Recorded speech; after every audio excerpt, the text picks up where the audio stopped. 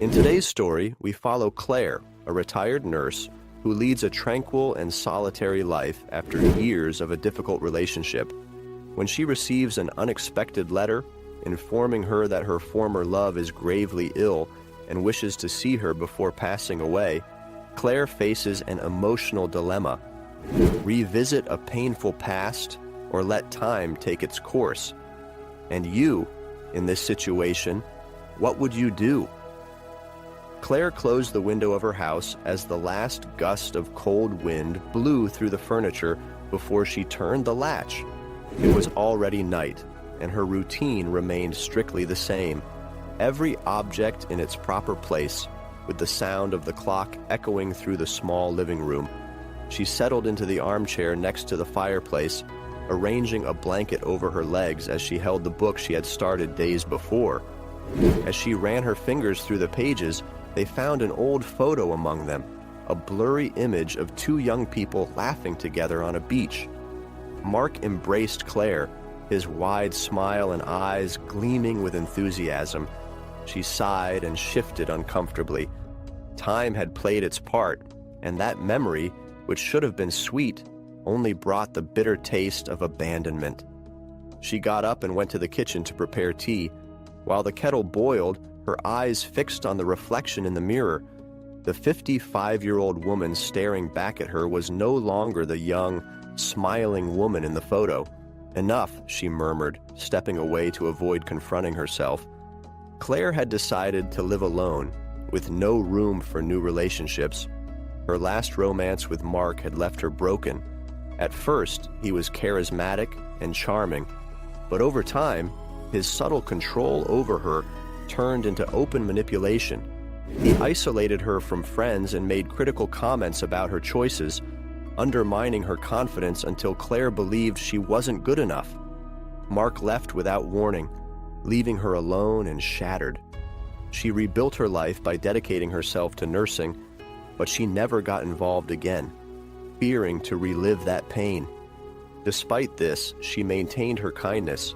She had been a dedicated nurse, known for her empathy and strength in the face of the most challenging situations. Even in retirement, she remained attentive to the needs of her neighbors, helping with simple tasks and offering medical advice.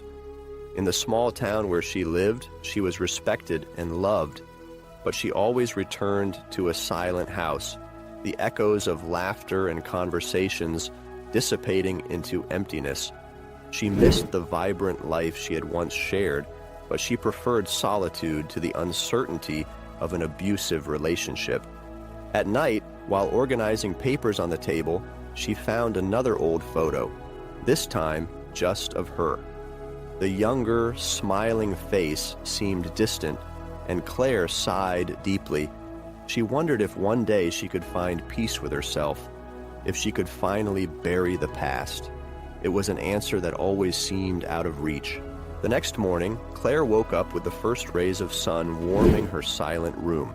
She had her breakfast, checked her daily tasks list, and went out to do some shopping in the small town. Moving through the aisles of the market, she waved to her neighbors, exchanging quick and kind words. Upon returning home, she saw an envelope on the door with the name and address carefully handwritten. Intrigued, she picked it up and went inside, sitting at the kitchen table to read its contents. It was a letter from a hospital in a distant state. The sender, a nurse named Sarah, explained that Mark was terminally ill and wanted to see her before he died. Claire reread the words, her mind spinning with a mix of emotions. The name Mark made her recoil as if she had been struck. A wave of painful memories resurfaced, reopening wounds she thought were healed. Leaning her head in her hands, she felt a knot tighten in her throat. "Why now?" she whispered softly to herself. "Why after all this time?"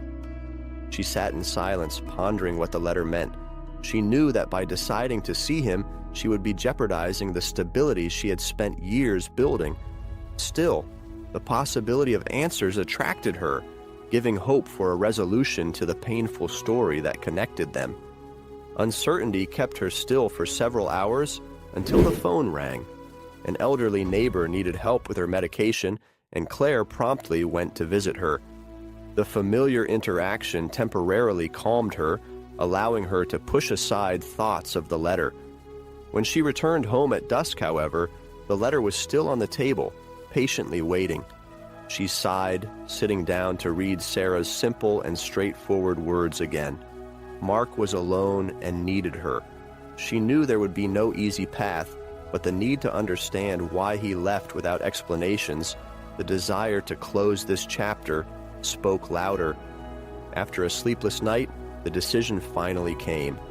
Claire took the suitcase from the closet and began packing her clothes, determined to confront the past. The hospital was several hours away, and Claire arrived exhausted. The tension from the letter and the anxiety about the meeting left her shoulders heavy as she climbed the steps to the reception. Nurse Sarah, a young woman with a serene face, recognized her immediately and led her to Mark's room. "He's awake. He asked for you several times," Sarah informed her in a low voice. Claire nodded, thanking her as she adjusted her coat. The partially open door revealed a dimly lit room, and she took a deep breath before entering. Mark was lying down, his eyes closed and his chest rising and falling slowly. Upon hearing the door creak, he opened his eyes, recognizing her instantly. A shadow of a smile appeared on his lips. "Claire!" She stood still near the door, watching him for a moment. The man in front of her was no longer the same as in her dreams. He was visibly frail, with sunken eyes and thinning hair. Finally, she approached, stopping by the bedside. "You asked to see me," she said, keeping her voice steady. Mark took a deep breath, a faint groan escaping his lips. "I'm sorry," he murmured, "for leaving you like that. I was scared and didn't know how to deal with it." Claire stared at him, her arms crossed. "Scared? You abandoned me, Mark, without a word. Years have passed. You don't know what you did to me." He closed his eyes, his hands trembling as they found Claire's. "I know I can't fix this, but I didn't want to die without apologizing, without telling you that I regret it." Claire fell silent, her fingers tightly interlaced with his. She felt anger, frustration, and hurt, but also something else. Despite everything, Mark's vulnerability stirred something within her.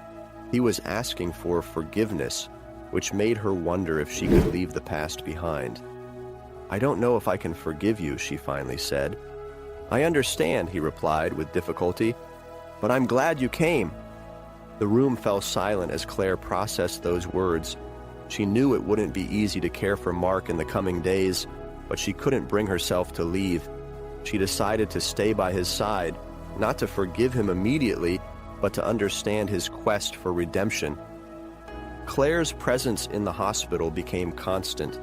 She helped him drink water, adjusted his pillows, and coordinated care with Sarah. Mark watched her closely, thanking her whenever he could. She didn't smile, but she became a presence he could feel, a comforting presence in his final days. And there, amidst apologies and conversations interrupted by exhaustion, the two began to find some common ground, building a space where their wounds could heal. The following days passed slowly, each one marked by a repetitive routine of care and conversations. Claire took on the role of Mark's caregiver, a position that was familiar to her, but this time, emotionally exhausting. At first, she only did what was necessary, making sure he took his medication, helping him get up, and tidying the room. Mark, in turn, thanked her with tired eyes, murmuring apologies whenever he saw her hesitate to hand him a glass of water or adjust his pillow. "I don't need pity, Claire," he would say weakly. "I just want your understanding." However, as she watched him decline each day, his trembling hands trying to hold the mug and his breath becoming slower, Claire felt her heart slowly open.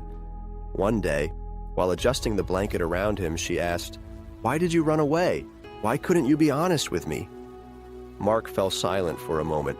His voice came out strained, interrupted by pain and weakness.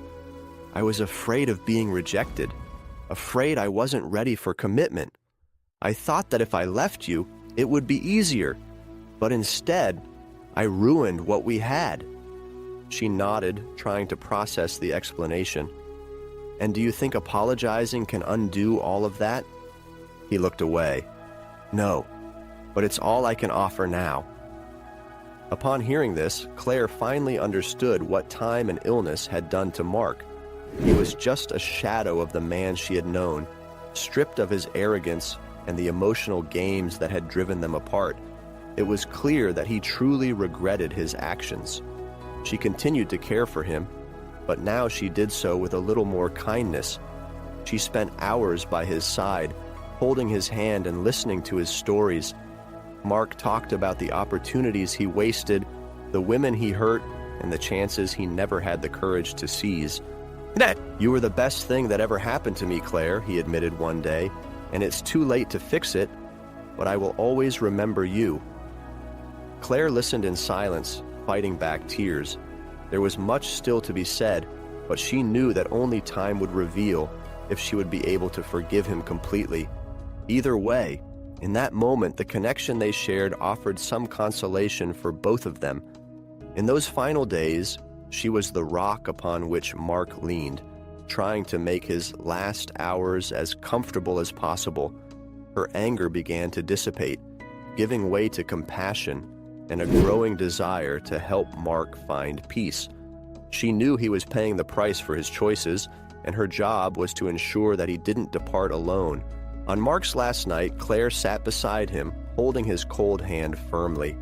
His breathing was weak and irregular, but his expression was serene.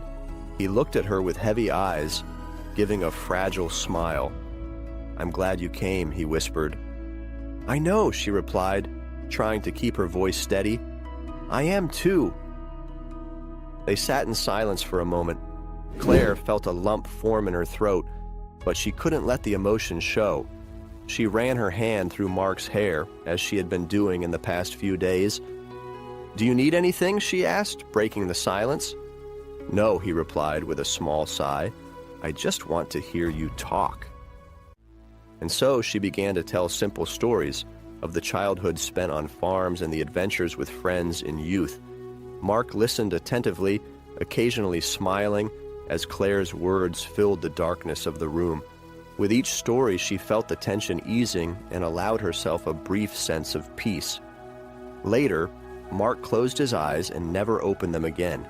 He passed away peacefully, his fingers still intertwined with Claire's. She felt a wave of sadness and relief wash over her, but she knew she needed to leave. The next morning, she signed the hospital documents and left Mark's room with tense shoulders. As she stepped out of the hospital, the cold breeze met her face, but she didn't flinch. Back in the car, she rested her head on the steering wheel and took a deep breath, her eyes fixed on the horizon. As she drove back home, she thought about what it meant to lose Mark for the second time. There was no easy solution to the pain, but she knew she had managed to find something resembling closure. Mark had asked for forgiveness, and although it hadn't been an easy process, she had helped him find some peace. In the days that followed, she found herself rearranging the house, opening the windows, and tidying up the furniture. Her neglected garden was revived, and she planted flowers she had always wanted, a small promise to herself, to allow life to bloom again, this time without the ghosts of the past. While the healing process wasn't simple, she decided she would do her best to start anew. She still felt the sadness of loss, but also a lightness in knowing she was free to embrace new possibilities. The morning sun illuminated the house as Claire watered her flowers, ready to open her heart to the world once again. If you enjoyed this touching and emotional story, don't forget to like the video and leave a comment letting us know what you would do in Claire's place. Your opinion is very important to us, and if you're not already subscribed, join us on the channel for more inspiring and engaging stories. See you in the next video.